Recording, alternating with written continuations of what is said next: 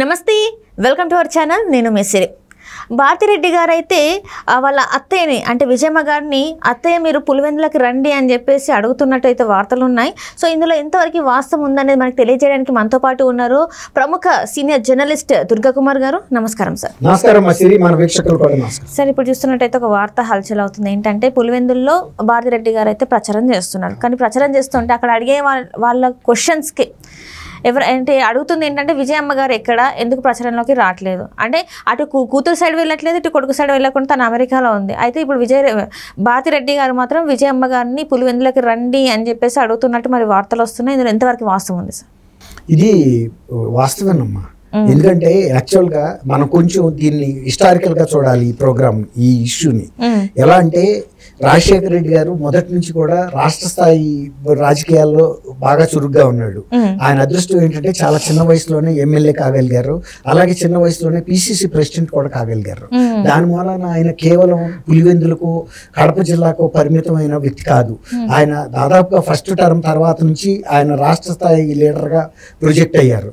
అందువల్ల ఆయన కెరీర్ రాష్ట్ర స్థాయిలో ప్రొజెక్ట్ చేసుకోవటం కోసం ఎక్కువ హైదరాబాద్లో ఉంటాం. హైదరాబాద్ నుంచి రాష్ట్ర రాజకీయాల్లో ఇంక్లూడింగ్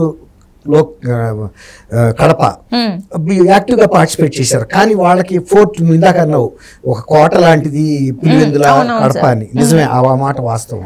అయితే ఈ ఎవరికైనా సొంత నియోజకవర్గం అనేది చాలా ముఖ్యం. ముందు అక్కడ బలంగా ఉంటేనే మనం రాష్ట్ర స్థాయిలో బలంగా ఉంటాం. అక్కడ పునాది పోయిన తర్వాత ఎవరు కూడా రాష్ట్ర స్థాయిలో ప్రొజెక్ట్ అవ్వలేరు. కాబట్టి వాళ్ళు లోక్సభ కడప జిల్లాలో వాళ్ళ బలాన్ని ఎప్పటికప్పుడు ఇంకా కొంత పెంచుకుంటా ఒక శాసించే స్థాయికి ఎదిగారు. దాదాపు 78 నుంచి కూడా ఒక్కసారి తప్ప కడప లోక్సభ స్థానం కేవలం రాజశేఖర రెడ్డి ఫ్యామిలీ మాత్రమే ప్రాతినిధ్యం వహించింది. అందులో ఒక రాజశేఖర రెడ్డి గారు ఉన్నాడు, వివేకానంద రెడ్డి గారు ఉన్నాడు, జగన్మోహన్ రెడ్డి గారు ప్రస్తుత ముఖ్యమంత్రి ఉన్నాడు. కాబట్టి వాళ్ళకి అంత హోల్డ్ ఉంది. అలాగే పులివెందుల నియోజకవర్గంలో అయితే కంటిన్యూస్ గా ఐ థింక్ 78 ఆయన రెడ్డి కాంగ్రెస్ మీద గెలిచారు ఫస్ట్ రాజశేఖర రెడ్డి గారు. ఆ తర్వాత ఇందిరా కాంగ్రెస్ లోకి వచ్చారు. ఇందిరా కాంగ్రెస్ లో పిసిసి ప్రెసిడెంట్ అయ్యారు రెండు సార్లు ముఖ్యమంత్రి కూడా అయ్యారు. కాబట్టి అక్కడ జిల్లా వరకు ఎక్కువ బలం అంతా కూడా ఆయన పార్టీ వ్యవహారాలు చూసుకునేది వివేకానంద రెడ్డి గారు. వివేకానంద రెడ్డి గారు అందరికీ చిరపరిచితులు. నియోజకవర్గంలో చిన్న పెద్ద ఈ వర్గం ఆ వర్గం అని కాదు, ఈవెన్ ప్రత్యర్థి పార్టీలు కూడా ఆయన వ్యక్తిగతంగా గౌరవిస్తాయి. ఎందుకంటే ఆయన అందరి పట్ల సంభావంతో ఉంటాడు. తర్వాత ఆయనకి కుళ్ళు కుచ్చిత రాజకీయాలు తెలియదు. కుటుంబం పటిష్టంగా ఉండాలనేది ఆయన ధ్యేయం. కాబట్టి ఇవాళ ఏ రాజకీయ పార్టీలో ఉన్న వ్యక్తులైనా మనం సాధారణంగా ఆప్యాయతగా ఉంటే వాళ్ళు రేపు మన పార్టీలోకి వస్తారనే ఉద్దేశం మీద పార్టీలకు అతీతంగా కూడా ఆయన అందరినీ ఆదరించేవాడు. అది వివేకానంద రెడ్డి గారి బలం. అందువల్ల ఎప్పుడైనా సరే ఎన్నికల్లో ఈయన నామినేషన్ వస్తే చాలు రాజశేఖర రెడ్డి గారు మిగిలిన వ్యవహారాలన్నీ ఆయన చూసుకునేవాడు. గెలిచిన రోజు నా కౌంటింగ్ రోజు ఆ సర్టిఫికేట్ తీసుకోవడానికి వెళ్ళి తీసుకుని వచ్చేసేయచ్చు. అంత బాధ్యతగా వ్యవహరించేవాడు. అన్నదమ్ముల్లో ఒక రామలక్ష్మణ్ లాగా ఉండేవాళ్ళు. కాబట్టి ఆ రోజుల్లో ఆయనకి ఆ అవసరం అంటే ఇక ప్రతి అంశం మీద వివేకానంద రెడ్డి గారి మీద ఆధారపడేవాడు. ఇప్పుడు వివేకానంద రెడ్డి గారిని కుటుంబం వాళ్ళే ఒక కుళ్ళు రాజకీయాలు కుచ్చిత రాజకీయంతో చంపేశారు, దారుణంగా హత్య చేశారు. అది మనం చెప్పటం కాదు, వాళ్ళ సొంత భార్య చెబుతుంది, వివేకానంద రెడ్డి గారి భార్య చెబుతుంది, కూతురు చెబుతుంది, దర్యాప్తు సంస్థలు చెబుతున్నాయి, జగన్మోహన్ రెడ్డి గారు వేసిన సిట్ కూడా అదే చెబుతుంది. అందువల్ల ఇప్పుడు ఆ ప్రాంతంలో ఇప్పుడు అయితే జగన్మోహన్ రెడ్డి గారు మొన్న ఒక స్టేట్మెంట్ ఇచ్చాడు. అవినాష్ రెడ్డి గారికి అచ్చితో ప్రమేయం లేదు, అవినాష్ చాలా విధేయుడు, చాలా చిన్నపిల్లాడు, అతన్ని రాజకీయంగా అందరూ కలిపి మట్టు పెట్టడానికి ప్రయత్నిస్తున్నారు. మా దురదృష్టం, మా కుటుంబంలో ఒక చిన్నవాడు, ఆయన ఎందుకు ఇంత కక్ష చేస్తున్నారు, అందుకే నేను నమ్మి ఆయనకి ఇచ్చానని చెప్పాడు. అక్కడ చెప్పాడు కానీ ఆయన ఢిల్లీలో ఉన్న సిబిఐ ముందు చెప్పలేదు. ఆయన 8వ ముద్దాయిగా ఉన్నాడు. అదే కనుక సిబిఐ ముందు ఆ సాక్ష్యం చెప్తే కొంత ఈయనకు ఉపయోగపడేది. కానీ అక్కడికి వెళ్ళి మాత్రం చెప్పలేదు. ఈ 5 సంవత్సరాలు కూడా ఆ మాట ఆయన మాట్లాడాల. అది విచిత్రంగా అనిపిస్తుంది. అందువల్ల ఆయన ఇంకో మాట చెప్పాడు, కడప జిల్లా ప్రజలకు తెలుసు ఎవరు చంపారు అనేది. అందువల్ల వివేకానంద రెడ్డి గారి హత్యకు ముందు రాజశేఖర రెడ్డి గారి కుటుంబానికి అక్కడ ఉన్న పలుకుబడి, జనంలో ఉన్న అభిమానం వేరు. వివేకానంద రెడ్డి హత్య తర్వాత ఆ కుటుంబం యొక్క విలువలు ఏంటనేది వేరేగా ఉన్నాయి. కాబట్టి ఇవాళ భారతి గారు వెళ్ళినా జగన్మోహన్ రెడ్డి గారు వెళ్ళినా కూడా ఏమి సిద్ధం మేమంతా సిద్ధం అని ప్రోగ్రాం పెట్టినా ఫెయిల్ అయింది. అలాగే భారతి గారు కూడా ఇవాళ ఆమె ఆడపడుచుగా ముఖ్యమంత్రి గారు భారీగా వెళ్ళి ప్రచారం చేస్తే ఎంతో బ్రహ్మరథం పడతారనుకున్నారు. సొంత బంధువులే సొంత పార్టీ వాళ్ళే ఇవాళ అడుగుతున్న ప్రశ్నలు రకరకాల గ్రామాల్లో ఆమె తట్టుకోలేకపోతుంది. ఎందుకంటే ఇప్పుడు ముఖ్యమంత్రిగా ఆయన రాష్ట్రంలో ఎక్కడ ఆయనకి పలుకుబడి ఉన్నా లేకపోయినా సొంత నియోజకవర్గంలో అయితే ఉందని అనుకున్నాడు. ఆయన 175కి 175 గెలుస్తానన్న మనిషి సొంత నియోజకవర్గంలో సొంత భార్య వెళ్ళి ప్రచారం చేస్తుంటే కూడా ప్రతికూల పవనాలు వేస్తున్నాయి. ఎందుకంటే సొంత చెల్లెలు తర్వాత బాబాయ్ గారు అమ్మాయి ఎవరైతే వివేకానంద రెడ్డి గారి కూతురుందో భార్య ఉందో వాళ్ళ వేదన చూసిన తర్వాత వాళ్ళు కూడా సమాజంలో మీరు ఓటర్లే మాకు న్యాయం చేయాలి, ఏ రాజ్యాంగ వ్యవస్థ కూడా వివేకానంద రెడ్డి గారి హత్య కేసులో న్యాయం చేయలేకపోయింది ఇప్పుడు వరకేను. దానికి కారణం జగన్మోహన్ రెడ్డి గారి ముఖ్యమంత్రి పదవి అడ్డం పెట్టి దీనికి అడ్డం పడుతున్నాడు, మీరైనా న్యాయం చెప్పండి అని ఇలా కొంగు పట్టుకుని అది ఎవరికైనా కూడా ఒక కుటుంబంలో బాధే కదమ్మా. ఎవరైనా వాళ్ళ బిడ్డలాగా ఫీల్ అవుతారు. అలాంటి పరిస్థితుల్లో తర్వాత రైతులుగా అనేక సమస్యలు ఎదుర్కొంటున్నారు. తర్వాత పులివెందుల్లో చిన్న చిన్న కాంట్రాక్టులు చేసి కూడా బిల్లులు రాని పరిస్థితి, గ్రామాల్లో అభివృద్ధి కార్యక్రమాలు ఏం పట్టించుకోలేదు. ఇవన్నీ కూడా ఆమెను అడుగుతుంటే ఆమె ఏ సమాధానం చెప్పగలుగుతుంది? ఆమె ఇంతవరకు ఆమె వ్యాపార సామ్రాజ్యం చూసుకుంది కానీ ఇక్కడ వచ్చి పులివెందుల్లో ఆమె చేసింది ఏం లేదు. ఇవాళ తట్టుకోలేని పరిస్థితుల్లో ఎవరైనా మనకు కష్టం వచ్చినప్పుడు మన ఇంట్లో పెద్దవాళ్ళకి చెప్పుకుంటాం.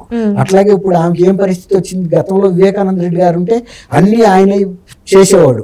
ఆ రోజు చనిపోయే రాత్రి కూడా జగన్మోహన్ రెడ్డి గారి పార్టీ గురించి జగన్మోహన్ రెడ్డి గారి నాయకత్వాన్ని బలపరచడం కోసం 11:30 దాకా ఎన్నికల ప్రచారం చేసి వచ్చి ఇంట్లో పడుకుంటే దారుణంగా ఒక కోడి పిల్లని హత్య చేసినట్టు చేశారు. ఇట్లాంటి పరిస్థితుల్లో ఆమెకి ఏమీ దిక్కు తోచలేదు. ఇప్పుడు భర్త ఏమో రాష్ట్రం అంతా చూసుకోవాలి రాజకీయాల్లో, మరి వస్తే ఏమన్నా ప్రయోజనం ఉంటుందా అంటే ఆయన మూలనే కదా ఇవన్నీ ఎదురవుతున్నాయి. ఇలాంటి పరిస్థితుల్లో విజయమ్మ గారు కనుక ఉంటే అత్తగారు తల్లి కూడా కదా, విజయమ్మ గారు అంటే ఒక తల్లి లాంటిది కూడా. కనీసం ఇటేమో ఆడబిడ్డలు చేస్తున్న దాడి తట్టుకోలేకపోతుంది, ప్రజలు అడుగుతున్న ప్రశ్నలు సమాధానం చెప్పలేని పరిస్థితి. ఆమె రాజకీయాల్లో గతంలో యాక్టివ్గా ఉన్న మనిషి కాదు. రాజశేఖర రెడ్డి గారు ఉండగా కోడలను కానీ కూతుర్ని కానీ భార్యను కానీ ఏ రోజు ఏ వేదిక మీద కూడా ఆయన తీసుకొచ్చి కానీ ప్రచారాల్లో ఉపయోగించుకోవాలి.